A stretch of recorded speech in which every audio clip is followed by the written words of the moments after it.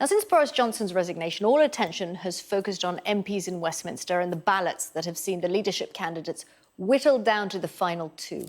Now, the power to pick the next PM moves out across the country to the Conservative Party membership, who will choose the next leader. So who exactly does that mean is making the final decision?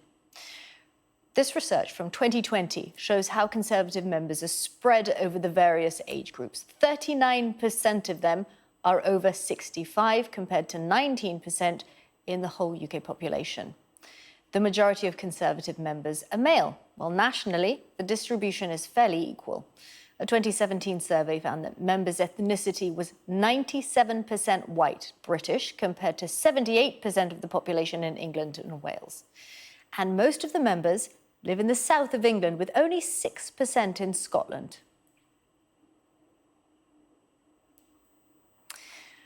So let's discuss it. We're joined now by Lauren McKevitt, a former government special advisor who has not yet decided who to vote for, Claire Pearsall, a Conservative councillor and former party advisor who had been backing Penny Mordaunt but will now switch to Rishi Sunak, and Alex Dean, public affairs consultant and former Conservative advisor.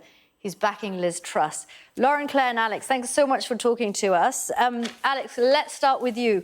Why Liz Truss? Well, for me, and to be clear, I was backing Kemi Badenoch until she was knocked out. You can't always get what you want. I support Liz Truss because of these two candidates. I see her as more of the free market, small state, low tax kind of conservatism I want. That may not float everybody's boat, but it certainly floats mine. And Rishi Sunak, whilst he faced, of course, the challenges of coronavirus, and if he's Prime Minister, I'd still be happy. I'd prefer Liz Truss because I see her as more in the Thatcherite mould, and I see her as somebody who's going to take less of a kind of Brownite approach with our money, I suppose. Oh, that's interesting, isn't it? And we'll get back to the whole issue of who's Thatcherite and who isn't. But Claire, let's turn to you now. I was having a read through my notes and it said that you do find it depressing, but you will vote for Rishi Sunak. Yes, that's right.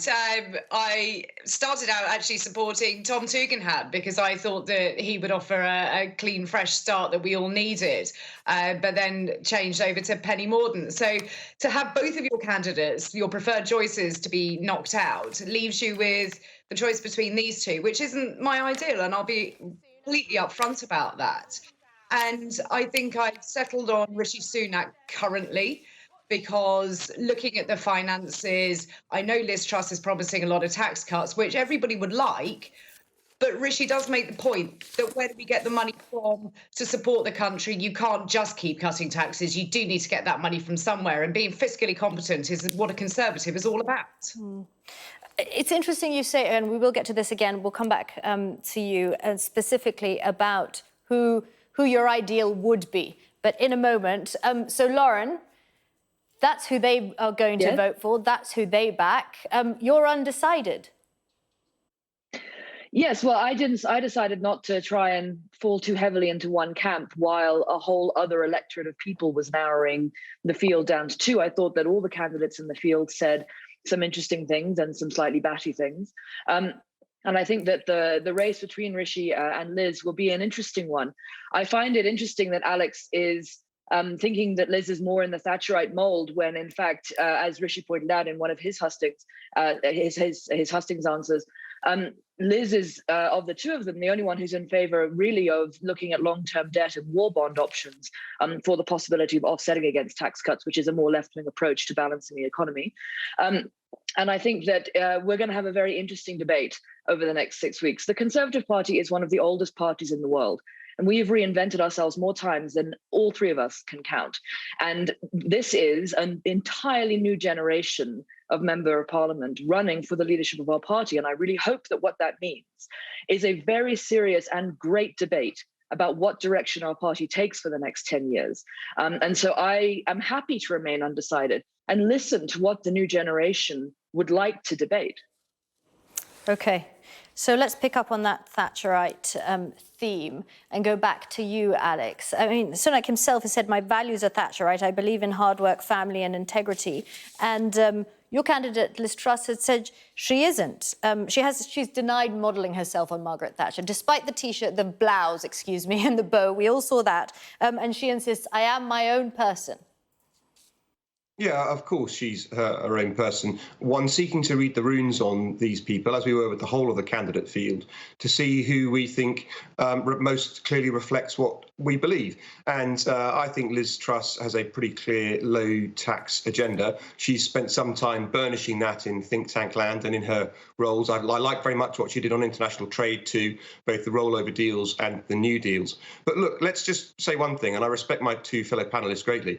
I would have chosen any of the people in the field over Keir Starmer, and I think any of them would have beaten Keir Starmer if selected. So I know that some people are looking at this and thinking to themselves, gosh, the Tory party, it's all blue on blue. Well, yeah, but on the other hand, we were very lucky to have a field of talented candidates who I think will take it to Labour, and whoever wins is going to beat them. My view is that this is a reflection of the quality of the candidates available on the Tory party bench that we have this kind of conversation. Claire, do you agree that whether it's Sunak or Truss, they will both beat Keir Starmer? You're asking me? Yeah, No, but Claire, that's what sorry. I said. So yes. No, I did say Claire. Claire, can you hear me? I can now, yes. Yeah, okay, good. Yes, I do think they can beat Keir Starmer. I think that one of the benefits we have, as Alex has just pointed out, is that our party has an extreme amount of talent sitting there. What I do find a little disappointing is putting out of a fantasy cabinet list from both of the top candidates this morning, where there are very, very few women. And I would hope, as Lauren said, that we can reinvent ourselves to look at new talent, to look at women coming through, to make their voices heard around the table. What we don't want to see is pretty much what we've had over the last 3 years, because in my mind, that hasn't worked. So we need to change this up. And there is some exceptional talent sitting there in either junior ministerial or backbench positions that need to be brought forward. But nobody is mentioning those at the moment. So I think we need to turn this round. But I do absolutely believe we can beat Keir Starmer. OK, Alex, I just want to pick up on what you said about increased borrowing, cutting taxes. Given that interest payments on our national debt have hit an all-time high, new figures out this morning, do you still back Liz Truss and think that increased borrowing, cutting taxes is not going to increase inflation and it's where we should be going?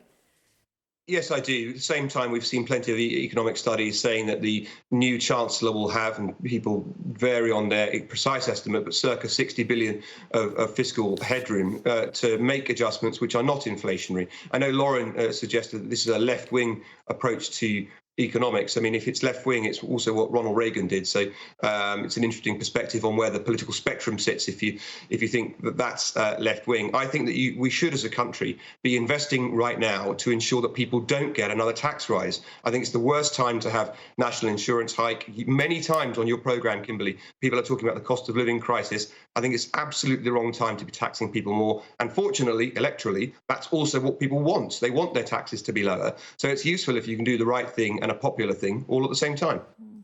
Lauren, when you're going to decide, looking at the next 6 weeks, what are the kind of things that will sway you either way, do you think? I think the thing that's going to sway me the most is what's coming in the economy in the next 6 months. Obviously, both these candidates have the luxury of campaigning when nobody in the country needs to turn their heating on. We haven't reached the point of the energy crisis in this country where people are cold. And I think the number of people in work earning who are going to be cold this winter is going to be far higher than anybody is currently assessing. And that is something that if either candidate backs away from how they deal with that, then we're in real trouble. And I'm talking both about how we deal with that in the immediate crisis terms and how we deal with energy security and dealing with environmental concerns such as climate change in the coming years. Both candidates have to address that very seriously for me to begin to pay some attention to them. But where we come with people who are in work and are feeling the pinch more and more, I don't think either candidate is really talking enough quite yet about each of the tax bands and the way that they impact upon people who are in work. And I'd like to see both of them begin to talk more about that. And our role on the international stage is going to be an incredibly important one over the course of the next 10 years because of our trading relationships and because of how strong we as a country have been in support of Ukraine. And both of them and how they outline their international approach is going to be something that I pay particular attention to. OK, Claire, let's look at who's actually voting here, right? So Sunak doesn't really, when it comes down to it, he just doesn't know the membership like Liz Truss does.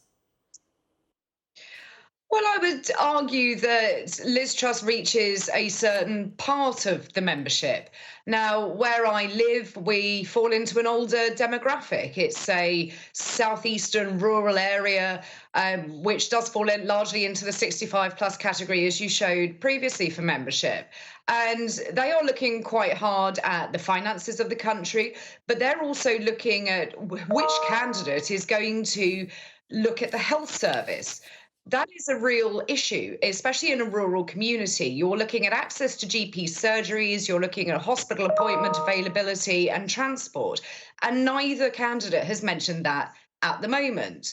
So I'm not sure it's Rishi not understanding the demographics. I think he's just not talking in the language at the moment that they want to hear. So he needs to do a lot of work on that. Liz Truss will always have a base with a certain part of the party, but she equally then has to work hard to get over the sort of one nation Southern Tory approach. Now, we do make up a large portion of the membership. We can't be ignored just because we're in the southeast.